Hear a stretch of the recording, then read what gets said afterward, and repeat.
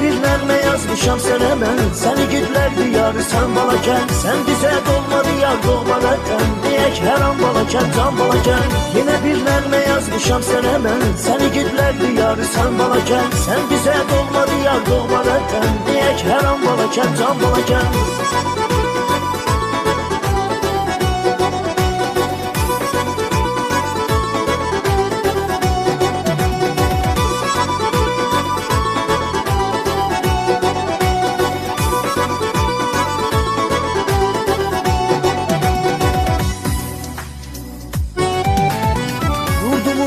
Qiymət kimi bəzənib Şambulu cənnət kimi uzanır qazmada bağlar, məni hər gün sənə bağlar.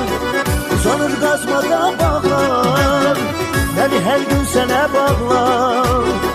Meşələr sönməz ocaqlar, məni hər gün sənə bağlar. O qədər igidlərin var səninlə fəxr edir onlar. Yine bir nəğmə yazmışam sənə mən. Sən igidlər diyarı, sən balakən. Sən bizə dolma diyar, doğma vətən. Deyək hər an balakən, can balakən. Yine bir nəğmə yazmışam sənə mən. Sən igidlər diyarı, sən balakən. Sən bizə dolma diyar, doğma vətən. Deyək hər an balakən, can balakən.